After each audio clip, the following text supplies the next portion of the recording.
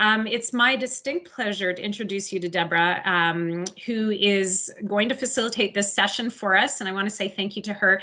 I am really honored and pleased to tell you that Debra and I have had a number of years relationship. Debra, I don't even know exactly how long we've known each other now, but I'm really fortunate because I have been working closely with Debra over the last many years. She's a coach and mentor for me. She's my executive partner. She works with Gartner research and has provided wonderful guidance and insight, and has been a real collaborator and I want to say coordinator along my journey in IT. Debra herself is a woman in technology change maker, past CIO, and she is an immense champion of women and diversity. And we're really very fortunate to have her here today to lead us in this session. Most recently, I wanted to make note that Debra authored a book called Please Stay, and it's called Please Stay, How Women in Tech Survive and Thrive. I actually have that book right here. And she wrote that book with her colleague, Kelly Irwin, another Women in Tech changemaker and executive. So Debra, I'm going to hand it over to you. Thank you so much for joining us today. You're always a joy to be with, and it's a wonderful honor to have you here. And I know that we're in very good hands, handing it off to you so that we can meet the rest of the panel. All right. What a wonderful group of women we have in front of us. I had such pleasure in reading your bios and your profiles and the videos. Some of them I watched more than once because I was like, oh my goodness, I have to listen to that again, So I know, Gayleen, and just that everybody's bios and profiles are posted on the site, but I am going to just ask each of them to just introduce themselves and give us just a little bit of a sense for those folks that might not have seen what was online.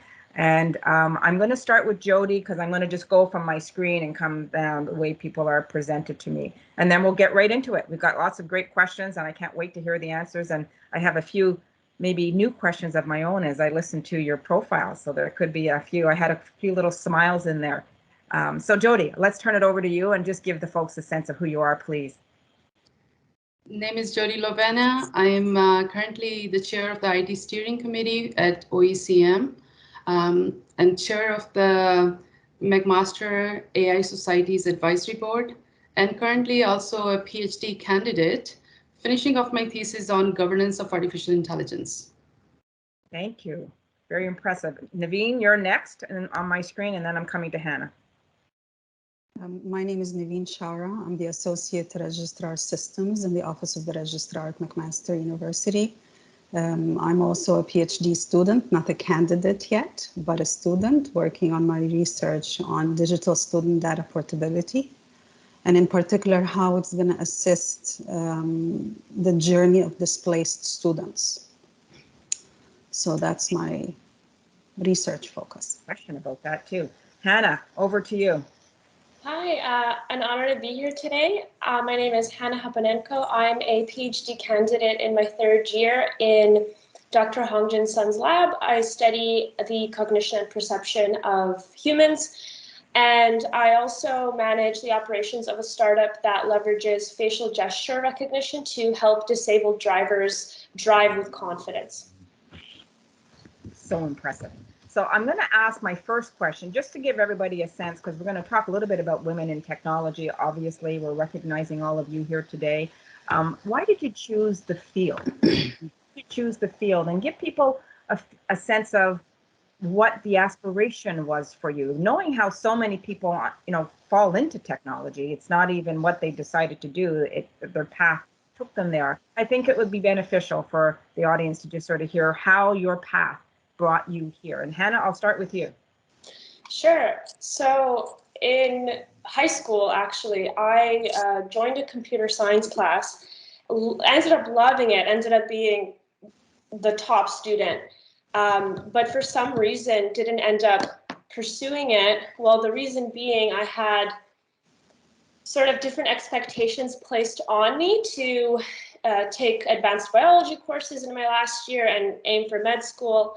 So I did that. I went to health sciences here at Mac, did the program, loved it, realized med school was just not for me. And I think I knew that in the first year of university, but because of these expectations I had from, family, I just ended up completing it.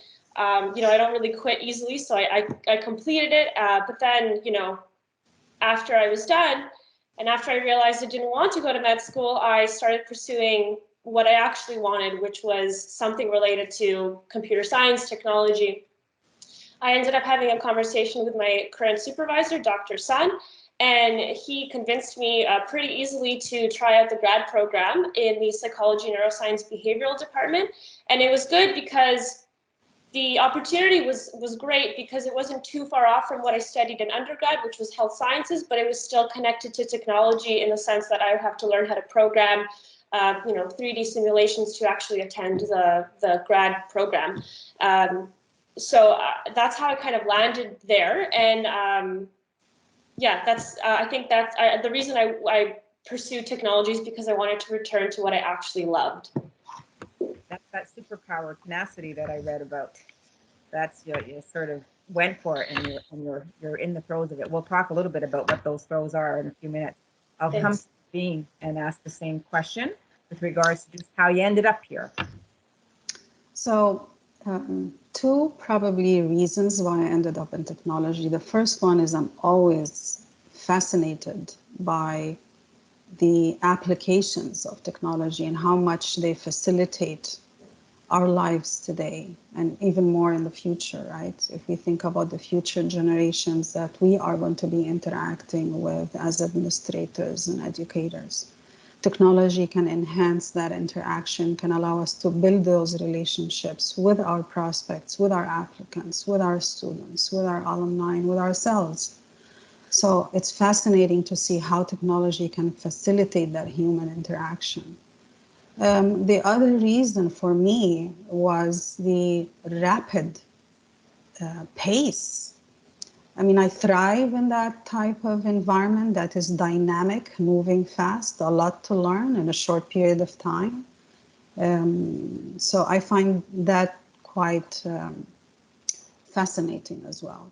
And those are mainly the two reasons that led me to technology. That led you here. Thank you, Nevine. Jodie. Okay, I don't think I selected technology. Technology selected me. I am more of a business person, a spiritual person.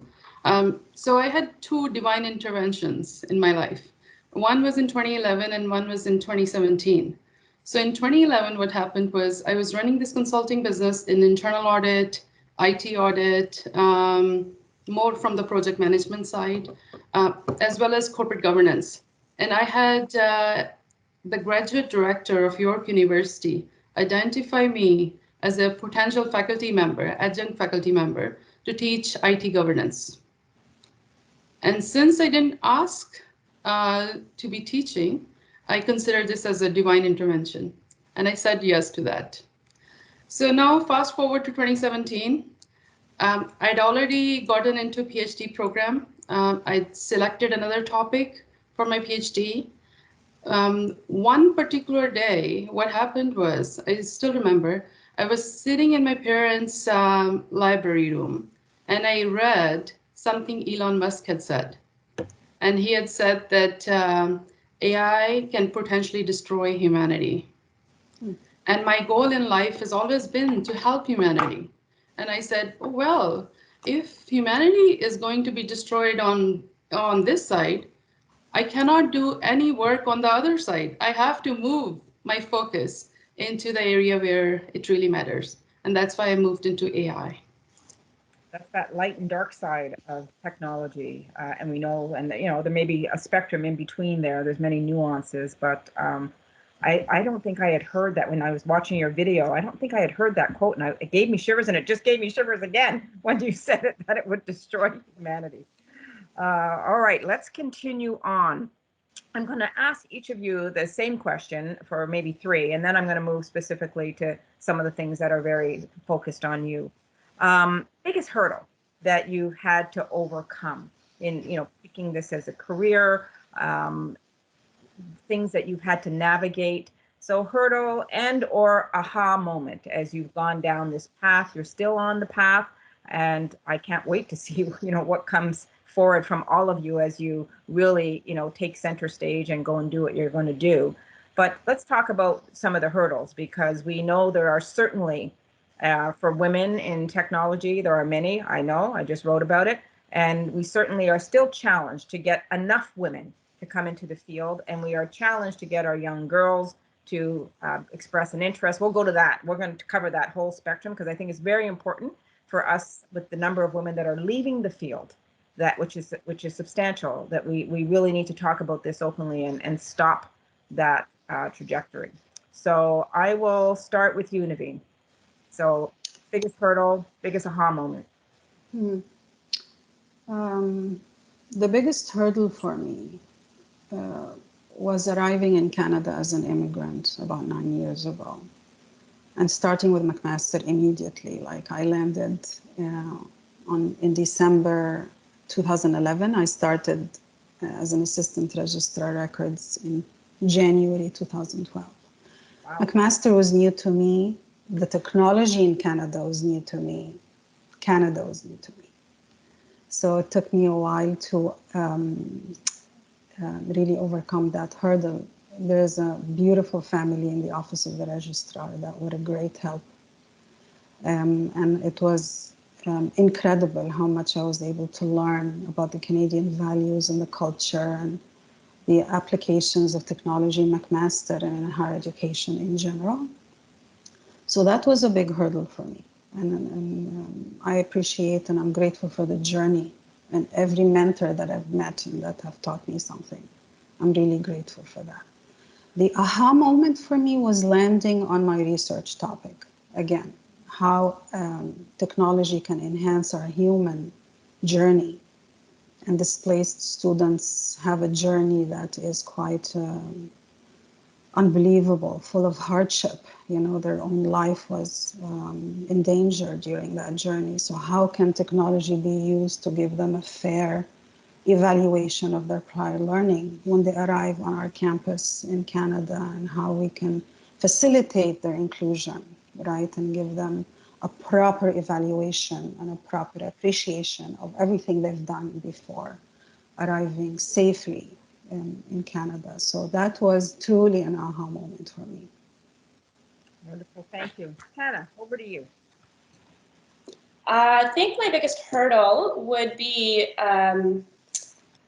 learning how to, I realized that failure is a good thing. And I think the biggest hurdle was realizing that I needed to fail many, many, many times to be where I am today. So I used to be really stressed out if I made any sort of mistakes anywhere, and I thought that I had to be perfect on the get-go right away. Otherwise, people wouldn't accept me. People would think I was stupid. So I had to just, be the best and always be the best first time around, right?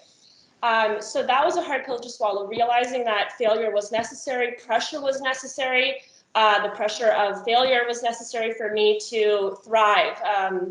Taking risks and making mistakes along the way is a good thing. So that kind of was my aha moment as well. Realizing that I'm not an imposter. I'm just still learning, and I'll always be learning. And if there's something that I don't know, that's okay. So kind of that entire scope of, realizing failures is a good thing. That was a big hurdle to cross, but it was also my aha moment as well. Standing. We probably talk all day on that topic alone, but we'll move to Jodie. We might come back to it for a minute. Jodie, what about you? So Debra, when you first asked the question about hurdles, the first thought came to my mind, there were no real hurdles. What would I say about hurdles? And interestingly, it's because I don't consider anything to be a hurdle. Everything, it just, as Hanna mentioned, work hard in one of her earlier comments, and just keep on doing whatever is necessary to get things done. But on second thought, I realized that, things do come in the way. For example, I tried to start a McMaster AI Institute. back in 2017. And I got all the faculties rallied up, and right like a day before, we were going to do a lunch with all the faculties together. It just turned out that the administration decided this was not the right thing to do. So all the effort that I had put in had, you would think, perhaps gone to waste, but not really. I really believe that, and it has shown again and again in my life, that whatever effort that you put in with the greatest intent to help humanity or help others, it will pay rewards. So in 2019, I met up with the McMaster AI Society's management just in a chance meeting. And just within the matter of few minutes of talking with them, we came up the idea of starting up the advisory board for McMaster AI Society. And we are, in essence, kind of are doing the same things that we would have done if we had the McMaster AI Institute. So just keep on plugging along, working on the big problems the world has. And ideally, the biggest problem I can find, I want to work on it. And with the biggest possible impact. And that's what I would say to others as well. Like, just find the biggest problem and just work on it. Life is too short to do anything else. Absolutely fantastic answer. One of the things that, you know, I don't know any of you other than Gayleen, and as I was reading across your profiles and listening to your interview, there was one common thread throughout. Well, there was a few, but the biggest one was doing good for humanity and the planet with technology. You all talked about this in some way, shape, or form. Now, Hanna, I had a little chuckle. I was actually talking to my husband about you this morning and said she was trying so hard to be so politically correct when talking about technology for nothing versus technology for good, like meaning life-changing, change the planet, not helping you buy something online faster. I just cracked up. So she's really trying to not shoot anybody down for talking about their inventions, but she's seriously talking about, let's do something that changes for the lives of people. I thought that's technology for good. And it really made me, you know, Gayleen knows my two favorite questions are so what and who cares. And I heard that through, and, you know, reading about you and as you were talking about your work. So let's talk a little bit about your work. And I'll come back to some of the other questions. But Hanna, let's talk about the most exciting project that you have worked on or are working on from a technology perspective. Let's share that a little bit about that, because it's pretty darn exciting. Sounds good. And I don't mean to throw shade at anyone who is, you know, trying to help people shop, you know. Fast. Everything requires effort, right? But I do think that things that require a little bit more effort usually have a greater impact. So the startup Accessium that I'm involved in, we make a facial gesture recognition software that we put into a car, let's just say above a person's line of sight, higher up, kind of right where you, just above the windshield. The camera faces down, the driver is driving. Now the driver in this case would be driving with his or her hands. So our primary target market are people with spinal cord injuries. The founder of Accessium, Sanjay Kalanathan, he got into a motor vehicle accident when he was 15. After a bunch of rehab, he was able to return to driving and drives with his hands. So, you know, left hand pushes and pulls to brake or gas, and the right hand kind of is connected to this spinner knob that's connected to the steering wheel, so you don't have to turn as big of a radius to steer. You know, so his hands are occupied, but how is he going to turn on the windshield wipers, the radio, open the window, you know, the AC? His hands are occupied. And this especially becomes crucial if, let's say, he's merging onto a really fast moving highway in a situation where there's a lot of traffic. You know, these things become cumbersome, sometimes impossible.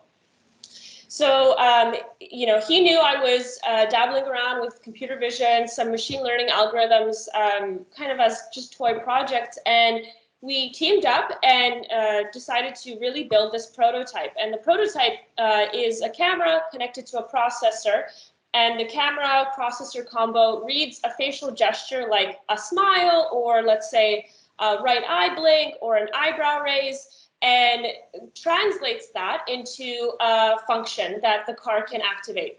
So let's say, you know, blinking with your, or winking with your left eye would turn on the left turn signal. Smiling would turn on the windshield wipers. We're trying to create a product that's a lot cheaper than existing products, a lot more effective than other products that use high tech, like voice rec. You know, I don't know if you've ever tried to use an Alexa in a crowded environment or even in a quiet room. Half the time, she doesn't really understand what's being said. Throw in an accent there, and like you just won't get anything, any feedback. So the great thing about the face is, you know, everyone has a face. Everyone has pretty much, you know, a universal face, really, if you think about it. So yeah, we're almost done. We're almost done, and a lot of people are getting excited about it, and we're just really excited that we can help. You know, our first primary market, people with disabilities.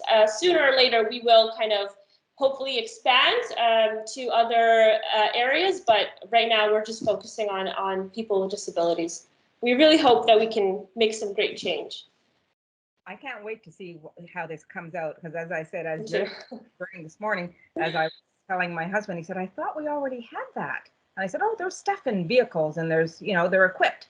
But I said, I don't know that you can turn right by blinking your eye. Yeah, there's like drowsiness detection is a thing in some luxury vehicles. So yeah, there are, you know, kind of smaller versions, but we want to really kind of, we want to also see if we can somehow increase the trustworthiness of people operating autonomous technology. Just giving back the driver a little bit of control, you know. That is why I'm connecting you to the Ministry of Transportation, who is my client. Sent a note to them this morning. Oh, thank you so much, Debra. Nevine, let's move to you. And, you know, I was fascinated by your project because I just recently went back to school, and I've been supporting higher education. I have about 8 higher education institutions, as Gayleen knows, and I've heard them talk about all the technology. Yeah, now I'm a customer of the technology. And it has not been great. Okay, as I've learned about Moodle and all kinds of other things, and I'm like, oh my God, I have a first-hand perspective. But when I read about your digital credentials, in applying for this certificate program, I had to contact Carleton University. They actually needed to have my transcript, and I'm like, are you kidding? I graduated in 1978. Why is that important? But I had to have it in order to. So I want you to talk a little bit about your initiative and how do you see technology serving McMaster's strategic vision and priorities? Because this whole digital credential thing now means something to me. Okay. Right. That's a great question, Debra. We just heard McMaster's new vision statement from the president yesterday. I'm not sure if you had a chance to read the vision statement and watch the video. It's a great one, and it starts with impact, ambition, and transformation. Last year, I joined the admissions team, the undergraduate admissions team in the Office of the Registrar, and I read for the first time the welcome letter from the president to applicants who were given an offer from McMaster University, and it starts with, McMaster is unique in its commitment to innovative and engaging teaching and learning. And the mission statement is we're committed to creativity, innovation, and excellence. And then the first strategic goal for McMaster is developing a distinctive, personalized, engaging, and sustainable student experience. Very powerful statements. And I think, although they do not explicitly mention technology, but we cannot achieve any of it without technology today. And more today than ever before, right? I mean, if technology was high on McMaster's strategic priorities prior to COVID, after COVID, it only needs to come higher and higher, because that's how we're gonna reach out to our students and establish those relationships again. Digital student data portability is a movement that started in 2012, and we have a lot of hubs in different regions in the world, but this is about putting the record in the hands of the student. Right? The students need that information to be close, to be ready, to be shareable, to be verifiable, to be secure, to be portable. The students have those needs now, and we need to understand the expectations and the needs of the generations that are coming. It's even more sophisticated than all the generations we've interacted with before. So technology is critical for McMaster to advance its mission and vision. And it's fundamental for us to be able to serve our students now and tomorrow in a meaningful way, in a way that is relevant to them, that they consume their own credentials and own records in a way that is relevant to the opportunities they're trying to pursue. It was a very successful project with McMaster's digital credentials. We partnered with MIT. I think they were interested in the work McMaster has already started, and we joined the consortium, and we're still working and building standards and a new ledger that will allow us to allow the student to access to their records in that way, in a portable, secure, transferable, transparent, verifiable way. So it's going to be it's going to continue to grow. The movement is definitely gaining momentum, and it's going to continue to serve the needs of our students now and tomorrow. Well, I wish I had access to it for what I was going to do, because I couldn't take my program in September because it took a few weeks for them to mail me my script. And I'm like, that's exactly what she's talking about when I read your bio. Learned a lot reading about your profile. Jodie, let me come to you, and let's talk a little bit about women in technology and getting our young girls into technology. How are we going to deal, from your perspective, with the lower numbers? I referenced some of this a little bit earlier. The number is quite high, and just in 56% of women are leaving technology, and they're not leaving to just go and have children and come back to work. They're leaving. But we also have a pipeline issue that we talk about quite a bit. The STEM numbers have not increased since we started counting them. But as I was listening to your interview, you were talking and you had some thoughts around, how do we get to these younger people, our younger girls earlier, and some thoughts around how do we have women stay here. So why don't you talk to this a little bit? Sure. I'll share 3 ideas on this. The first one is around how do we get women engaged in technology? And I think we need to start really early, when we are little girls. Instead of us always playing with dolls and making tea for our family, can we start to actually engage with more technology? And I think that requires a little bit of a societal change as to what we expose our girls to early on. And whatever we expose them in the first 5 to 10 years of their lives, it's going to impact them, as Hanna would know, as she works in neuroscience, that it will impact them for the rest of their lives. So that's one. But second idea is that can we change technology that is conducive to girls or women? Because we have our own interests. I have this concept of something called pink code. I want to do a project around pink code. So can we make coding so much fun? Have coding projects that involve ideas that girls and women are excited about. So changing technology to make them interesting to women. So moving them from both sides, getting women excited about technology, also moving technology towards women. And the third thing is, I think we have to really know that information technology, especially, it's only actually 10 to 20% technology. Rest, it's non-technology or low tech, no tech or low tech. So what's there in there? It's people, it's culture, it's management, it's business strategy, as Gayleen would know as our IT leader. It's business model. So women can be great at managing information technology. And there are three points where women can connect it. First, they can be domain experts who have knowledge about technology. They could be bridges between domain expertise and IT, or they could be in core technology, which is 10 to 20% of the tech field. So many possibilities exist for women. I don't see actually women any different really from men, but wherever our interests are different, let's just shift the technology to serve our interests. Thank you. You know, when we think about the challenges that we have in the field, and I know there's been some over the years, they've tried to get young girls interested in gaming, like they've tried to create games that they would be interested in, and they've not really seen the uptake in that particular area. So I think it and that could be just because, you know, young girls don't want to sit there with this little device in their hand, you know, jumping all over the place. They may want to do something different. And we know we're seeing lots of organizations come up, Girls Who Code. I love Rashma's book, you know, Brave Not Perfect. I've read it a number of times, which talks to what you mentioned at the beginning as well, is we've got to change society. We need to change the way our young girls are socialized and how they are. And she uses, I think, one of the examples of, you know, in the park on the monkey bars or on the big structure, we're saying to our little girls, get down, you might fall. You might hurt yourself, and we're saying to their little boys, go for it. See if you can get to the top.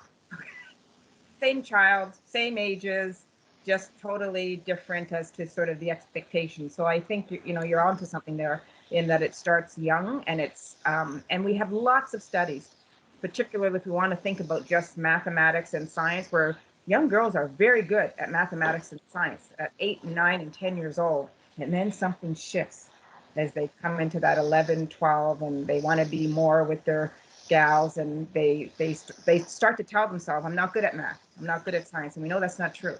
It's really more about belonging now for them and shifting into, you know, their friends and that social aspect of their life. So there's a lot of work for us to do here. Let me come around to another question, and I think then we'll be close to time. I'm going to get all of you to answer another question for us, because I think it's important to your point around it's more than just technology. So the question is, what's your vision for how technology can change the world and how women can play into this? We are half the population on the planet. We're talking more about STEAM now versus STEM, that A for arts, where we need different kinds of skills and perspectives, and we bring a different lens. That's what we do. So Hanna, I'm going to come to you and just talk a little bit about what you think about that. So the question was, how can technology change the landscape and how women can become involved or be part of that change? That's a big question. Well, I think the biggest thing that I'd like to see is just overall more involvement from women. I think you definitely raise a good point, Debra, starting from a really young age and trying to understand why there's this branching happening at an older age is really relevant. I'd like to see more women in tech because I think that bringing a diversity would definitely help the landscape. You know, you see in most engineering companies or computer science companies, it's, you know, there's still a dominant 80%, 20%, you know, men to women split.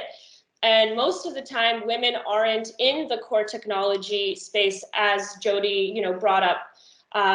So I think what I'd like to see is a shift in the younger generation and how things are being taught. I would like to see more technology in the curriculum, more computer science courses at a really young age, so that the playing field could be leveled. I don't know about the difference in gaming, why, you know, you see more boys game than girls. Maybe there is a lack of socialization, and being able to kind of place more of a focus in computer science in the direct curriculum in school, as socialization also, you know, concurrently happens with that. I think we can see more women being in tech later on. So for me, I think the emphasis is placed on those early years. I'd like to see technology involve everyone. And the only way to do that is, I think, to start young. Agreed. Nevine, any perspective on that?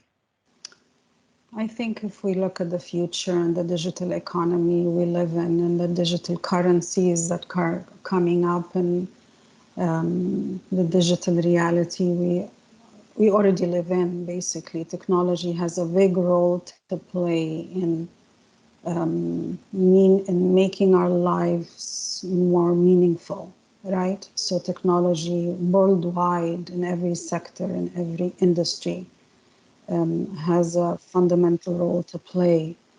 I think women's perspective is needed. I don't think we can design solutions or solve problems with only one perspective. I think we need different perspectives to be able to address the problems and come up with a more relevant solutions to everyone. Women are needed, their perspective is needed, and they need to remember that everybody is learning in our industry, men and women. They should not be intimidated. There's nothing to be really fearful of because every day there's something new that we need to learn, all of us, right? And we constantly need to be a source of support to each other, promote the success stories of each other, and continue to build that momentum. That's already there. I already see it, and I already see more women in STEM and in technology, and I think we're only going to see more because they're gradually coming to that realization that it's possible, a lot to learn, a lot to achieve, and they can do it. Thank you. Jodie, you alluded to it a little bit in your comments. So if you have additional comments, if not, I'll ask you another question. Sure. First thing that I think that there is no real difference in capability of men versus women. Women are equally capable as men. We may have some skill sets that are different. Men are more physically stronger than us, but we are better able to deal with multiple things at the same time. So there are things, and as Hanna and Nevine had mentioned earlier, like we need to work together in the diverse teams to make those teams stronger. And actually yesterday, I watched the Perseverance rover landing on Mars. And the person who gave us the information that that rover has landed was an Indian female NASA engineer, Saraswati. And it was just amazing to see her taking us through the last 10 minutes as we landed on Mars. So women are equally capable, and technologies are going to be shifting now. Within next 10 years, it's going to be exponential change. Everything is going to be smart, and your smart cities and smart tech, and everything is going to be connected thanks to 5D. And things are going to interconnect. Different fields are going to interconnect a lot more. Psychology, technology, neuroscience, tech, administration, as Nevine is doing tech. So women need to think about whichever fields that they're in, they need to take technology with them. Tech is an enabler. So they should just always think what courses we can take, what projects we can do that can enable us to use those technology to leverage the field that we're already in. Thank you, Gayleen. Do I have one more question, or we're one more? I know. I'm watching the clock. Don't you worry. I'm watching the clock. Okay, so it's a hard choice between the two that I want to ask, but I'm going to put two questions out there, and you can pick which one you want to answer. Okay. So one of them is, within the context of the technology landscape, how can women help other women? That's one question. You only get to answer one. And any advice for women seeking to build a career in IT or technology? So pick which one you want to answer. I'll come to you, Hanna, and then we'll pass it over to Gayleen to wrap us up. I think if women want to get into the technology landscape, one thing that I used to think, oh, I'll just fake it till I make it. Okay, that gives you a little bit of confidence, but then what? Like, what happens if you don't have the knowledge? So just learn every day. Like Nevine, you said this perfectly, learn every day, because you don't want to miss out on, obviously, there's so much info, there's so much to learn, but you don't want to miss out on crucial, foundational, theories underlying technology or underlying the field that you're in related to technology. So don't fake it till you make it. Read as much as you can. Yeah. Okay, Nevine, over to you, and then to Jodie, and then we'll hand it back to Gayleen. Which question are you answering? I'm answering the second one because I think I've already answered the first Okay. one. I think women need to reach out to other women in the industry, right? Network with other women who are already there, who are already built their record. Learn from what they have done, the struggles they've gone through. I learn, as Hanna said, I can't say it better than what Hanna did. I think we learn every day, sometimes every hour. Things will be said, we connect the dots, and we're learning new stuff right away. So don't be shy to reach out for help. Honestly, that's another important thing. It's a sign of strength. It's not a sign of weakness, right? Because we all complement each other. I go to my team all the time. If I have a question, they are more intimate with the solutions we have than I do. And they help me through any problem we face. I reach out to my UTS colleagues if we have problems, and they've been a great source of support. I reach out to other women in technology and in the registrar's office and the faculty offices and even outside McMaster. Reach out as far as you can. Do not be shy or don't be intimidated. Someday they will come to you for help, and they want you to share the knowledge you have earned and accumulated throughout the year. So connect with others, network with others, reach out for help, ask questions, and continue to learn every day, every hour of the day. Astounding advice. Jodie, the last word before we hand it back to Gayleen. Okay, so women helping other women. 3 ideas. One is women who are already in technology. Actually, some of them might be already as part of our forum. They are, because they're part of IT. They can mentor other women. And I think mentorship is very important, starting early on. If you see a woman getting into technology, hold their hand. And because in early parts, we do need that confidence boosting. Second is give them projects to do, because until we actually work on projects, we still feel a little bit of a lack of confidence. I think that working on projects is very important. And third is highlight women who are doing well so that it inspires other women. And our AVP and CTO, Gayleen Gray, is doing an amazing job in being that inspiration. And I hope that I can follow on your footstep, Gayleen, as you are promoting other women, that we can further do that for women as well. So thank you. That's a way to hand it back over. Thank you, gals, for such wonderful conversation with us and for sharing your ideas and your thoughts and your heart with those that are listening. And we will turn it over to the biggest heart up there. You're sweet. Thank you. Okay, so Jodie got me all teary-eyed just in time for me to get back on camera. So sorry about that, but thank you. That was amazing. First of all, I want to say great job facilitating, Debra, Christmas. Thank you so much for that. And what I want to point out to everybody before I move on to say my other thank yous is please stay. I know you can't see this because of this crazy background, but anyway, there is a book here that I'm holding on to. Please stay. This is Debra's book.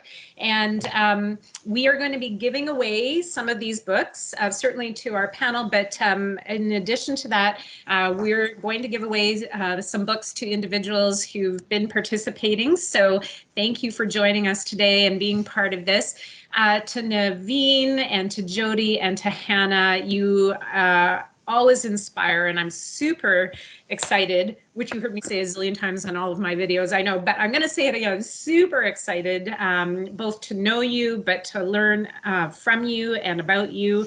And it's just been an absolute pleasure as we've gone through this year talking to the 3 of you, but so many other individuals. There's a couple of key thank yous I need to give before people start dropping off this. First of all, thank you to all of you for taking time and being vulnerable and open and sharing your stories and your inspiration and your amazing wisdom and accomplishments.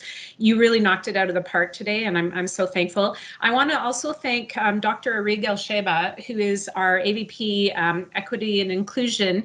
She was a supporter and sponsor of this and has has been watching through this year, and with her support, it felt like the right thing to do. So thank you so much, Rig, for that. And I need to say thank you also to Mary Tawes and Tanya Reed.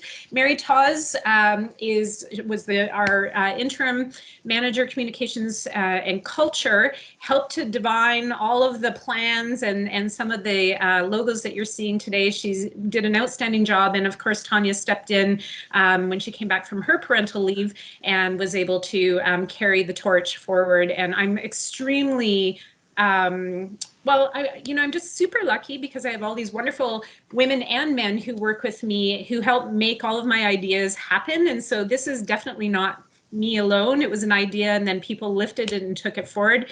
And to that, I want to also thank our McMaster Women in Technology nominating committee and all the individuals who help bring your names forward and suggest you would be great change makers for us to highlight. And of course, all those other nominees that we talked about and highlighted in that video at the outstart. So honestly, this was wonderful. Thank you so much. Thank you to everybody who participated today and joined us. I hope you will go back to the CTO website, go and seek out the various videos and the interviews and the bios of these wonderful and amazing women in technology. Get inspired, and everything you heard from these people today, it's like a little playbook of how we need to support each other and continue to move this forward for women and men. And certainly for McMaster, we've got so many talented people tied to our institution. We are truly blessed. So thank you all. You've been amazing. I just want to say thank you as well, Gayleen. This has been great. Thank you for recognizing our journeys, and thank you for allowing us the chance to speak to everyone and share our stories and you inspire me. Experiences. Thank you. Nevine, I appreciate it. Lovely to see you all. Everybody, there's another session starting at 10. I'm going to be really honest with you now. I need a bio break. So it's going to be a couple minutes, or it'll be at 11, and it'll be a couple of minutes late, but I'll be joining you there to talk about our IT strategic plan. Again, my deep gratitude to this wonderful panel. Thanks, everybody. Thank you. Wonderful. Good job. Thank you, everybody. We'll see you soon. Yeah, thank you. Bye now. I'll be following up with all you nice people. Debra, thanks so much. Hanna, great to see you again. Thanks. Bye now.